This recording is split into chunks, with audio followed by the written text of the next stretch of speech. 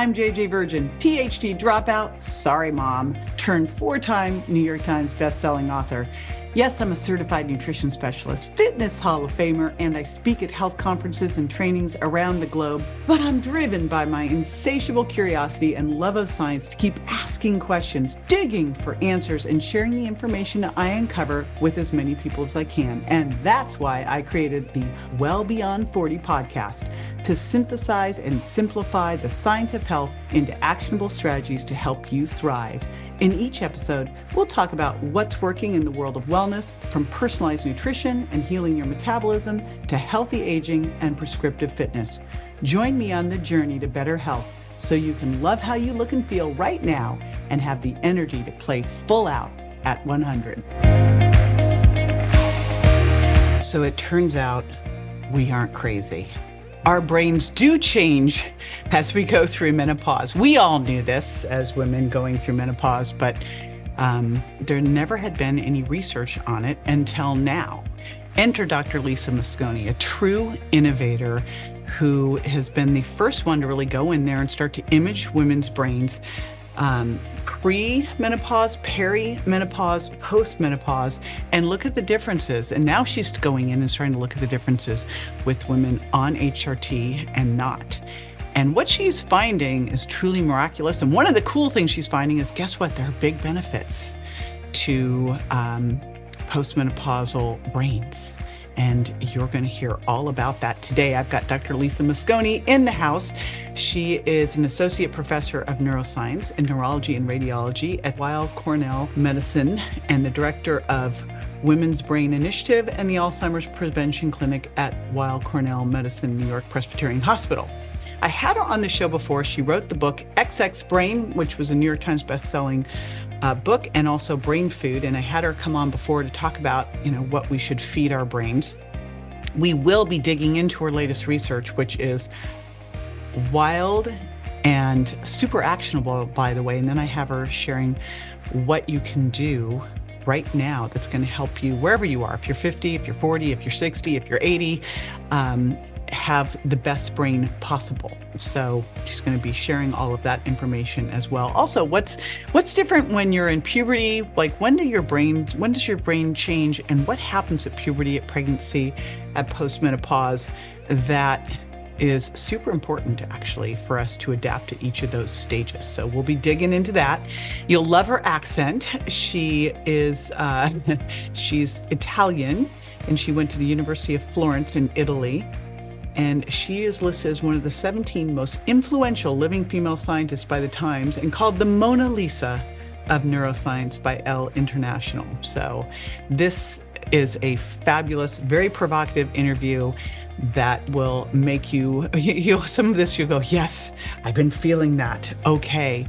But more importantly, it's going to help empower you as to how to really make the most of your brain at this age and beyond. So I will be right back with Dr. Lisa Mosconi. I've put the information for today along with her amazing Instagram channel, Dr. Mosconi, and her last book and our last podcast. It's going to all be at jjvirgin.com/menopause brain. So be sure to check that out, and I'll be right back with Dr. Lisa Mosconi. Stay with me.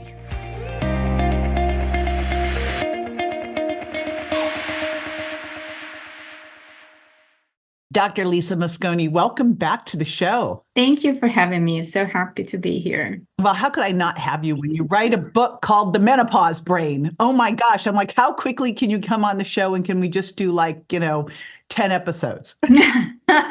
So what made you decide? I know you wrote the XX Brain, and that's what we had you on for. And you're a neuroscientist that's been looking at brains, and specifically, you've really unpacked women's brains. And I love that you're now talking about we have 3 different phases in life where things are different in our brains, which we're going to unpack too. But let's start with, why did you decide to write a book about the brain in menopause?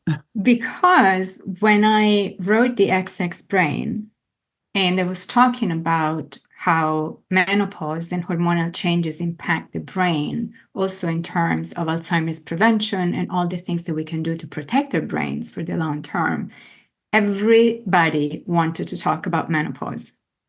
it was really so many women reached out. There was so much interest. Everybody wanted to learn more. And I realized that we don't talk about the menopause brain. It's something that is still quite taboo, that is not the subject of much research. And also in clinical practice, there's no framework to address the brain symptoms of menopause in particular. And this knowledge is really important because so many women, as they go through menopause, experience brain symptoms of menopause, especially brain fog, which is a very unsettling, very puzzling, and very alarming symptom that many mistake for early onset dementia, even.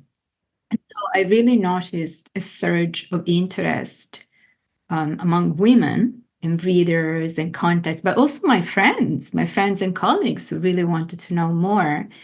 And at the same time, we have so many patients who are coming to us at the Alzheimer's Prevention Clinic specifically for menopause and brain symptoms of menopause and the brain fog of menopause. And so I thought, why don't I just put all the information that I have in a book so that I can take the research out of the lab and out of academia and make it accessible and actionable for all women who are experiencing these changes. Bless you for doing that. I think you look at menopause, and I'm loving that it's becoming an open conversation because it just seems like there's been so much suffering. And so I appreciate that you're getting it out there. When you talk about brain symptoms, okay, so brain fog is definitely one. We've all done the walk into a room and why did I walk in this room? Why am I here? But beyond that one, what are some of the other symptoms?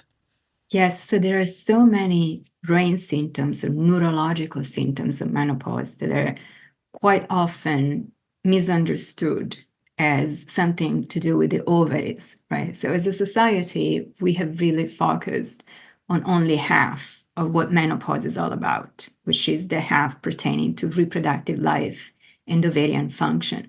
But in reality, menopause impacts your brain as surely as it impacts your ovaries. In fact, most of the symptoms of menopause have nothing to do with the ovaries. They originate in the brain.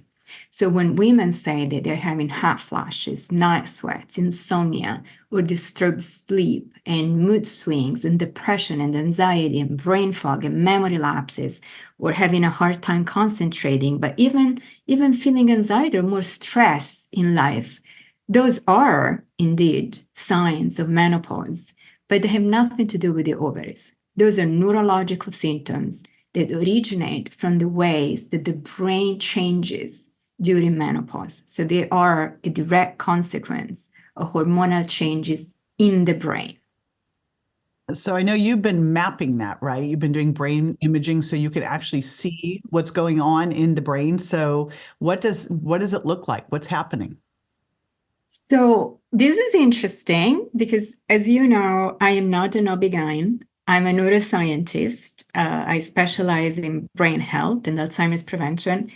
And when I started looking at menopause as a possible trigger for brain symptoms and increased risk of certain brain conditions like Alzheimer's disease, I thought, well, what's been done with brain scans? What's already been published? What's my baseline? What can we add to the conversation?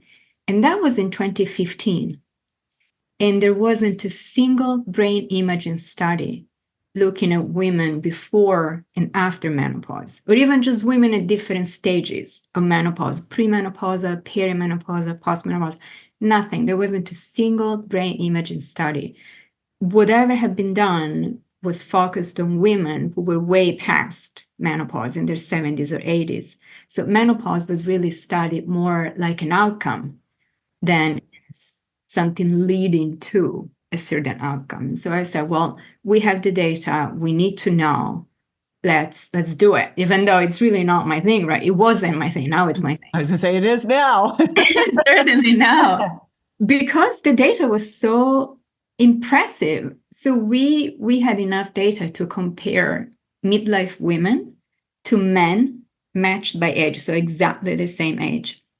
And what we were seeing by comparing this group is that the women consistently showed changes in the brain gray matter, so less gray matter in some specific brain regions that are important for memory, for language, for thinking and reasoning, and also showed reduced brain energy levels. I don't know if you've seen those brain imaging that now everybody's using without crediting us, but that's fine because it's becoming culture, so it's wonderful. But when we look at the brain scans that are called positron emission tomography scan, where we look at the way that the brain burns glucose to make energy, and you see those maps, they're like red, blue, yellow, and green. If you look at the same brain going from having a menstrual cycle to not having a menstrual cycle, that the brain intensity really decreases during this transition. Yes, there's quite, at least in our hands, there's a reduction in the way that the brain, in how fast the brain burns glucose to make energy. And we also find changes in connectivity. And then for some women, we see an increase in Alzheimer's plaques already at that point in life. And I want to clarify, not all women, some women, mostly women with a predisposition to Alzheimer's disease, either a family history or some genetic risk for Alzheimer's, which really brought us to think of midlife as a tipping point for brain changes that could potentially become issues later on in life. But then the question was, well, is it just that we're women and their brains age differently than men? Or is there something more that can explain this difference? And look, we looked at everything. We started with genetics, which is, everybody starts with genetics, and that didn't quite explain the difference. And then we looked at medical comorbidities, diabetes and depression and high cholesterol levels and cardiovascular disease risk. And our participants are quite healthy, so that didn't quite explain the differences. Then we looked at lifestyle, which helped a little bit, but not quite, until one day, my students were doing cognitive testing, and they were testing a woman who was like in her 40s, and she was having a really hard time. She couldn't focus. And my students, the coordinators, were like, would you like a glass of water? Would you like to take a minute? And she was like, I need you to open the window. I'm having hot flashes. I can't think straight. And they were like, you're having what? They had no clue. And eventually she was having such a hard time that she had to stop testing. And so they ran to me and said, she's going to come back. She really had to go. She wasn't feeling good. She was having hot flashes? What are hot flashes? And I was like, oh, that's interesting. But she was at 45. And so we went back and we called OB-GYN, our colleagues in OB-GYN, and we said, can you help us do all these menopausal assessments and diagnosis, which they did. And then it's clear. So if you look at women who are premenopausal, they have a regular menstrual cycle, and match them with men of the same age, then there is no difference in the brain scans. So this is someone who's not peri, because you said pre and peri, and I want everyone to understand the difference. Pre means no symptoms at all. Periods haven't shortened, none of the symptoms of menopause. Everything's completely normal. Those people, and they have the same brains as men? Yeah, there's no significant difference in the brain scans when comparing premenopausal women with a regular menstrual cycle to men of the same age. When you start looking at perimenopausal women who are missing periods over time and mostly have symptoms of hot flashes, disturbed sleeps, and the brain fog, then you start seeing the difference. There are changes in gray matter, there are changes in blood flow to the brain, there are changes in brain energy levels. And then you go to the postmenopausal stage, and there's quite a divide in women's brains and men's brains, which led us to look at menopause as a very important predictor of overall brain health for women in midlife, which is it's certainly new in my field. And I think it's really important that we're doing this research because all women go through menopause at some point in their lives. And many women, over 80% of women, experience neurological symptoms during menopause, brain symptoms, which can be very debilitating. So it's important to validate women's experience. I think that's what research really does, is that we're providing an objective validation of what women have been saying for thousands of years, right? They're not crazy and they don't need Prozac. Exactly. We're not crazy. It's not in your head. It's not all in your head. I mean, it is in your head, right? And it's really important to have science backing up. For whatever reason, we need science to back up whatever women are experiencing. And Right. So have you been able to also look at women who are now in perimenopause or postmenopausal and are on hormone replacement therapy and look at the difference? yes, we're doing it now. We're starting right now. Yay. Best way. Can you tell any preliminary stuff or is it too early? No, we can't. So descriptively, if you look at observational data, like women who spontaneously decide to take hormones as compared to those who decide not to take hormones, the differences are quite subtle, but there seems to be a little bit of a stabilization or higher brain energy levels in the women on hormone therapy. Now, this is observational research, which is never perfect. So we need clinical trials. Mm-hmm. We just launched a clinical trial where we do brain scans and cognitive testing and blood biomarkers, and we do very thorough evaluations before and during treatment with, actually, we're doing a specific type of hormone therapy, which is more like a nutraceutical. I thought you might like it because it's more, it's natural in quotes for whatever that means, but it's a SERM. It's a selective estrogen receptor modulator that was developed by my mentor, Dr. Roberta Diaz-Brinton in Arizona. And it's selective in that it specifically goes into your brain to support brain energy while having either neutral or inhibitory effects on the reproductive system, which means it does not increase the risk of reproductive cancers. So you can take it without a progesterone. Nice. And once thoroughly validated, we're hoping that all women will be eligible, including those with a history of breast cancer or ovarian cancer. Wow. Would it have the cardiovascular and bone benefits that other estrogen replacement has? It should. We are testing the brain specifically, but the team who developed the compound is also looking at heart and bone and lungs, and yes. Yeah. And I bring those up, but I know you also call estrogen this master regulator of the female brain. So would it be then that the declines you're seeing would mimic what's more normal, like that a male decline too, then instead of this dramatic fall off a cliff? With therapy? So when you talked about aging, you said men's and women's brains look the same until we hit perimenopause. Then all of a sudden we start declining and really decline in post. And I'm just wondering if someone were able to have hormone replacement therapy, would they just more mimic how a man is aging, how the brain is aging? Of course, I don't know if a man, when he goes through andropause, is going to end up in the same boat, if he's not doing hormone replacement therapy. We're studying that now. So the idea is that by taking hormones during perimenopause, we might be able to maintain the overall concentrations stable, right? Because what happens in perimenopause is that estradiol starts fluctuating widely, and that people saying that that's what contributing to the symptoms of menopause is that the concentrations are not stable, but they're like all over the place.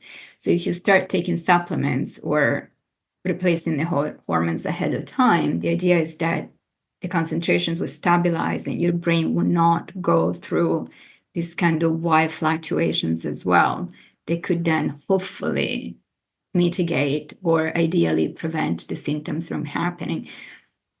I wouldn't want women's brains to be the same as a man's brain. I'm just happy when there's no clear difference over time, because our brains do age slightly different, right? Different parts of the brain tend to age a little bit faster or a little bit slower, or different markers may change. So I'm happy with a woman's brain remaining, following the right trajectory for a woman's brain. Right. I just don't want to fall off a cliff there that you talked about. And you mentioned in the book, you talk about the three P's. And how is the brain different in puberty versus pregnancy versus perimenopause? Something that is really fascinating to me and that is so understudied. No surprise there. But this debate there's on social media right now about menopause. Is it a disease or is it healthy aging? And I think we're missing the actual definition of menopause, which is a neuroendocrine transition state. Why is it important to call it for what it is, a neuroendocrine transition state, a state that changes your brain and your reproductive system all at once? It's because it's really its own unique category, which is not a disease, it's got nothing to do with chronological aging, but is a turning point that is specific to women together with the three Ps: puberty, pregnancy, perimenopause, and andropause for men. But for women, our brains are cued to transition and rewire themselves at each one of the three Ps. And the changes are quite similar if you look at them with brain scans, actually. So at puberty, the brain loses a lot of neurons. We lose a lot of gray matter, which is called pruning. It's a process by which the brain initiates this kind of dumping, where neurons that are no longer needed are discarded. And the interesting thing is that this elimination process is actually, it may sound scary that we're losing gray matter, but in reality it's better because the brain is an incredibly active, metabolically active organ and is extremely expensive to maintain. So it's way more efficient to have a smaller brain that is better interconnected, that you can maintain more easily. However, that brings vulnerability during puberty. Adolescents are reckless. They have no impulse control, right? They're sleepy or they're all over the place. Are boys and girls' brains different at that time? Because it sure seems like boys are way more reckless than girls are. Yes, so there's some evidence that girls' brains mature earlier, which in brain terms means that they reach the peak of how many neurons you need to have, and the different brain regions are fully interconnected with each other a little bit earlier on than men.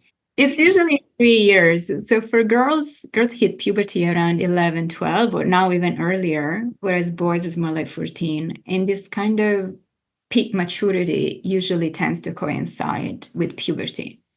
And then with puberty, a lot of neurons are shredded, but then they stabilize. And once women develop, or girls develop, a menstrual cycle, what's really important is that every time the ovaries cycle, the brain goes through a microcycle as well. So the brain is consistently in sync with the ovaries. And even though the changes are very subtle, of course, it does change. You can see it on the microscope. You see the little dendrites branching out and reach ovulation. So it's really interesting. And then the system, the neuroendocrine system, is reactivated or overactivated during pregnancy every time a woman gets pregnant. And there's another surge of rewiring, and the neurons are shed another time. So the pregnant brain, especially the postpartum brain, is a transitional brain that is basically getting rid of neurons and connections that, once again, it no longer needs. And that strengthens the other neurons, allows your brain to really put more energy on the neurons that it needs to keep. There are those neurons that really support maternal instinct and the ability to raise a baby human who can't speak and is completely helpless for a really long time. So a mom effectively turns into a superhero with a super brain. Now, the interesting part is that a similar remodeling happens during perimenopause. So once again, the brain goes through a remodeling, where we say that menopause is a renovation project on the brain, because the brain rewires itself another time, because now all the neurons that are responsible for having a menstrual cycle or for hosting a pregnancy and for making you a super mom, you don't need them anymore. You're still a super mom, but you don't need all those neurons. So it makes sense that the brain would just say, you know what? This is my clue to let go of a bunch of things that are just, at this point, I don't need them anymore, and they're very hard to maintain. So I'm just going to get rid of them. And I think that's why we're seeing the gray matter reductions. These are the neurons that are leaving, and the reduction in energy levels, because you're losing neurons, so you don't need to keep such high energy activity in your brain. Now, in fact, it looks like things stabilize for many women after menopause, and the symptoms go away. For some women, the brain does not adapt and stabilize, but it keeps declining. Cognitive function keeps declining. The symptoms persist. And that's when we start talking about Alzheimer's prevention, or we do more thorough evaluations. We just make sure that there's nothing else that needs addressing. So then some of that pruning that happens, which I kind of look at it as like you're kind of cleaning out your closet. Yes. Yeah. Thank you. So putting it into terms of you're cleaning out your closet so you can get new cool stuff. Yeah. That's in style. But it sounds like it's a good thing. So if you're on HRT, are you not going to have that pruning that happens? Because it sounds like some of that pruning you'd want to have happen. There are different theories about the idea that this remodeling and pruning is a good thing. Is my own personal opinion, along with that of many other scientists who believe that there is an evolutionary reason for women to go through menopause and live past it. There are scientists who do not feel this way, who feel that menopause is a disease or an unhealthy state for women that is only addressable by replacing hormones. So I cannot answer the question because I don't have data to really. That's interesting. I like your opinion, however. Thank you. So I want your opinion. And in looking at this and kind of looking at, all right, this is pruning you to step into that next phase of your life, which I'm the most interested in at 60, of where I think that we are our most powerful. We are the matriarchs. We have the biggest opportunities. And a lot of the things that might have taken our attention and our time that we had to focus on before, now we pruned out. Where we still obviously care about our kids, but we're not awake all night, every night, worrying about our kids. Like it's not the hyper focus that you've had to have before with them. Yeah, there's a neurological basis for that. Like there are some studies, at least, that looked at exactly what you said, because so many postmenopausal women report feeling better after menopause than they themselves were prior to menopause, and also when they had the regular menstrual cycle. They feel more empowered, they feel more self-confidence, they feel like what comes up a lot is the idea, we call it emotional transcendence. And it sounds like, I know you talk about the benefits of the menopause brain. I've literally said this, Lisa. I'm like, if I'd known this would feel this way, I would have done a fast forward. Like, how quickly could I have gone from, puberty over to here? Because there's a lot of angst during that time and worry and stress and, other focused, that you get to this place. And now it's this interesting piece where you feel way more at peace. You aren't so concerned about what other people think or how your clothes fit and all that kind of stuff. You're into way bigger, more legacy types of questions in life. And it's super fun. So there's a neurological basis for this. There is, and studies have shown that one very specific part of the brain that's called the amygdala changes during menopause in a way that is actually helpful to women. So the amygdala is the emotional center of the brain and is very highly reactive in puberty and in pregnancy, because you really have to tap into your aggressive side once you have a newborn that you're protecting. Oh, yeah. Mama bear, man. Mama bear. Yes, exactly. That's the neurological correlate of mama bear behavior, is this amygdala really overactivated during pregnancy. In menopause, the amygdala is selectively turned off in a way that makes the brain just as responsive to good things that happen to you, but not as reactive to negative things that happen to you. So your emotional response to stressful situations or sad events is a little bit blunted. You don't suffer as much psychologically, perhaps, but but you're just as happy when good things happen to you, which I think is a wonderful way to think about getting older as a woman, and seems to also correlate with having even more empathy. So postmenopausal women are by far the greatest empaths of all age groups. Wow. Which I think is really interesting. And I would love to see more research on that. This is more like psychologists is what they do, but I think it's fantastic. Cognitive psychology. It really helps because we look at the biology of menopause and the neurology and neuroscience of menopause, but then it's wonderful to see it correlated into behavioral outcomes, right? Because the narrative of menopause is one of doom and gloom.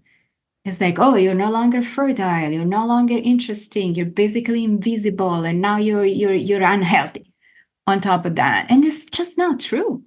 Why is that message out there in the world when it really is the opposite? Where is that coming from?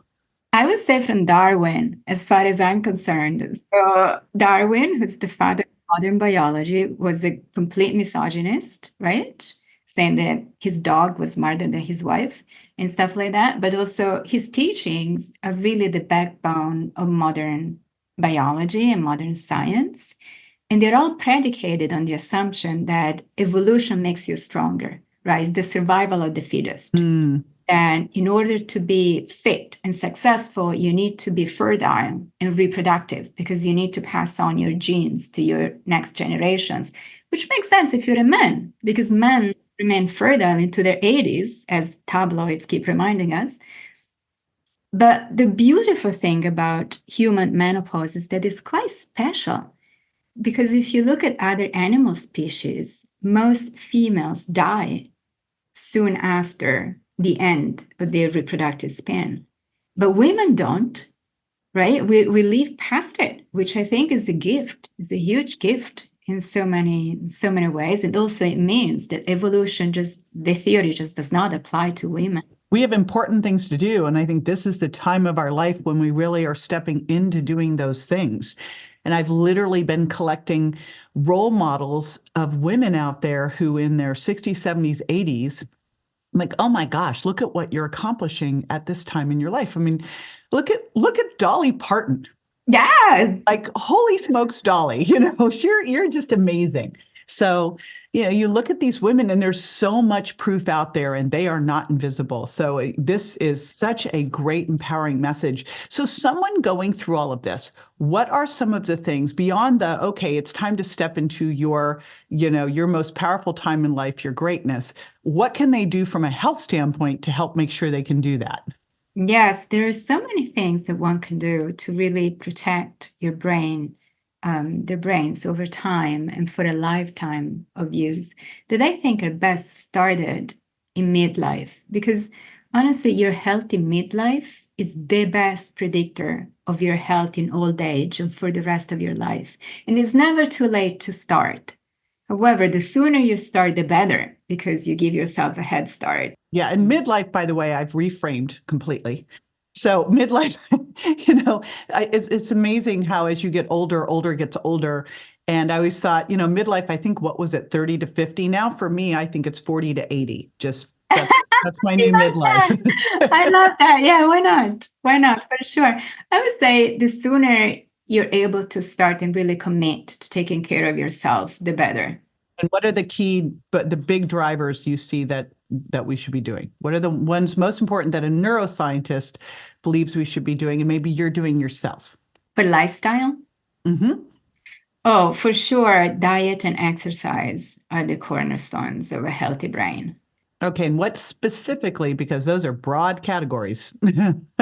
So for exercise, when it comes to menopause, research has identified 3 different types that are specifically helpful with some symptoms. All 3 are great for you, obviously, but you can use one or the other depending on the symptoms that you have. So cardiovascular activity seems to be best for hot flashes and night sweats because it helps you regulate body temperature and stabilize body temperature. And is also really helpful for brain fog, which, or memory issues and reduce focus, because it brings blood flow to the brain, it brings endorphins, it supports the synthesis of neurotransmitters, it reduces inflammation. So it gives you a boost really quickly. And hopefully it can help with those specific symptoms of menopause. But then strength training. I started lifting weights when I was 16 in the high school gym with the football players. So it's been a long time of lifting weights. I've always loved to lift weights. So it's and you're always such in a positive mood, at least when I see you or socially or publicly. And there is also evidence the strength training specifically supports mood besides muscle mass and bone density, but also has a mood uplifting component that's being studied in women of menopausal age, showing benefits. So I think it's really important to know that, because I wouldn't associate necessarily lifting weights with reducing depression or reducing anxiety.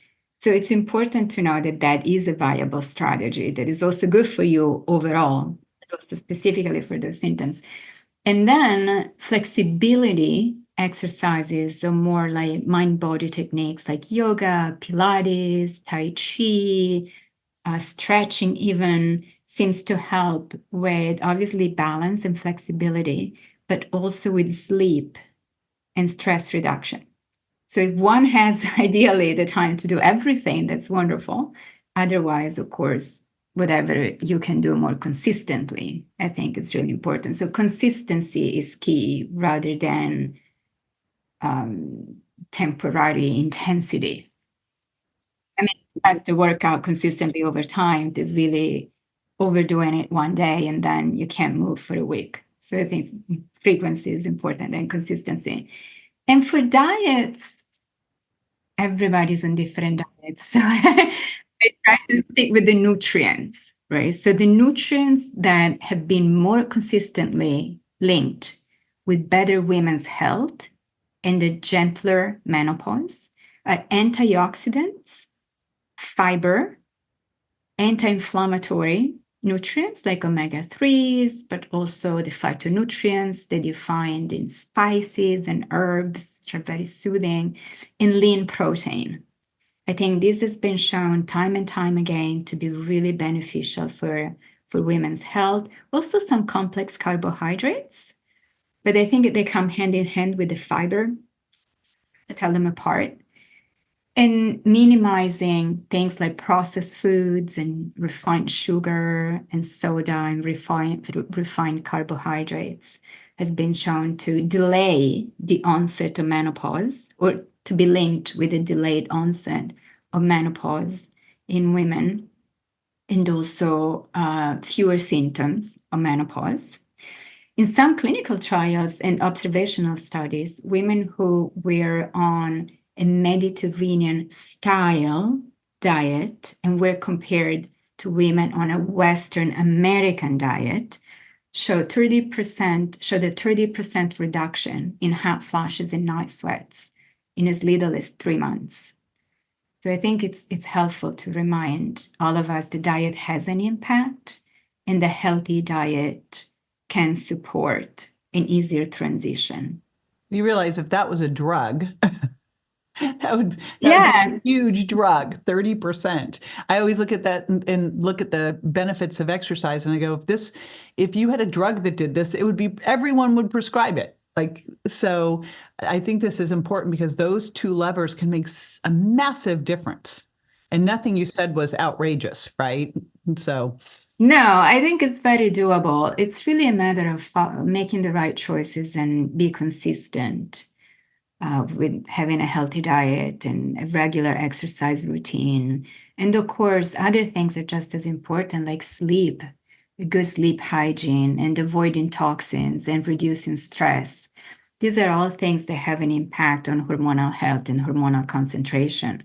So it is important to look at all the different factors. And in the book, I have long lists. I was just going to ask, I'm assuming that's a perfect segue. So, because you wrote the XX Brain, and I'll link to that podcast episode because we talked in depth about food. And then you wrote The Menopause Brain. That's the new one. I'm going to put it at jjvirgin.com/menopause brain. I'm also going to put your Instagram handle, Dr. Mosconi, because you're doing a lot of cool stuff there as well. But you've got the information that we need out there. And again, wherever you are, I know this is well beyond 40. If you're 40, if you're 50, if you're 60, if you're 70, because I get a lot of women writing in, Lisa, going, I was in that terrible zone when all the bad information was coming out from the, Women's Health Initiative study. What can I do now? And so this seems like a great place for them to start, is to have this book as a resource. And I mean, I just applaud you for taking the time. And this is a group that I think a lot of people want to avoid researching, because yeah, you just made the big face. For people not watching, her eyes got really wide. But it's a way more challenging group to look at. But the findings that you've gotten so far are amazing. Yes, and they keep coming. Just before our call, I was looking at brain fog and the correlates of brain fog on the brain scans, and it's clear it's never been done. It's shocking to me that every idea I have, I'll go to PubMed and I'll be like, okay, what's been done?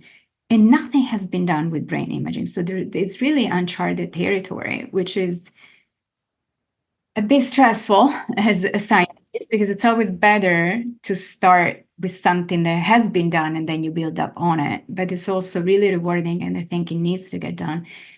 And the reason I made the face, there's no funding for this age range. Wow. Yes. So wow. Look at the federal budget. As a scientist, I depend on federal funding to be able to do the research. If you look at women's health, right, let's say I don't remember how many $1 billion allocated towards women's health. And then within women's health, you need to find menopause, which is a subcategory of aging.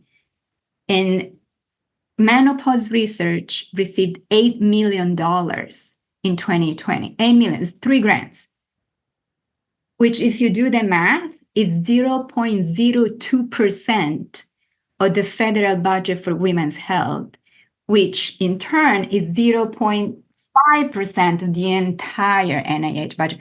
So it really comes down to no research. So we really need to kind of revamp this. And I keep saying, the more women demand this information, the more newspaper articles that be written around menopause, the more influencers go out there and talk about menopause, and the sooner funding agencies will realize that this is something that women need. We need this information. We need the research. Maybe we need like a Fund Women's Health Day. Yes. Yeah. I had no idea. I mean, I knew we were underrepresented, but that's crazy. Yes, a lot of the research is funded by NIH, which we're very grateful for, but I supplement.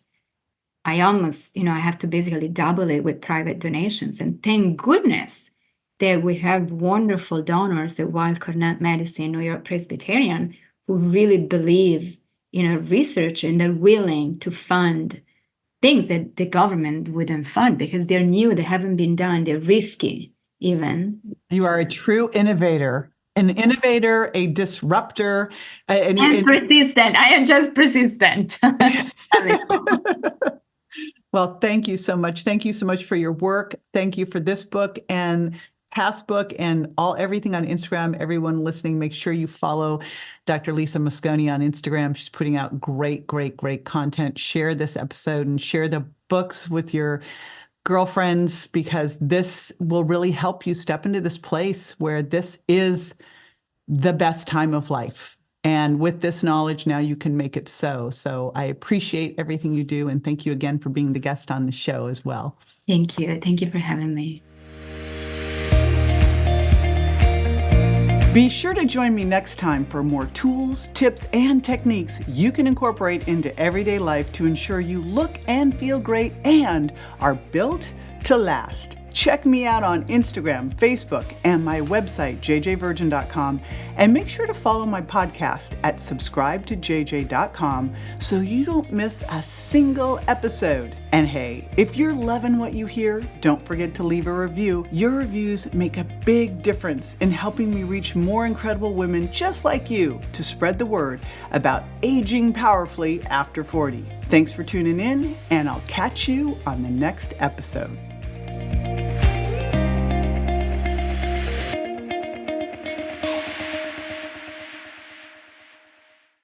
Hey, JJ here, and just a reminder that the Well Beyond 40 podcast offers health, wellness, fitness, and nutritional information that's designed for educational and entertainment purposes only. You should not rely on this information as a substitute for, nor does it replace professional medical advice, diagnosis, or treatment. If you have any concerns or questions about your health, you should always consult with a physician or other healthcare professional. Make sure that you do not disregard, avoid, or delay obtaining medical or health-related advice from your healthcare professional because of something you may have heard on the show or read in our show notes. The use of any information provided on the show is solely at your own risk.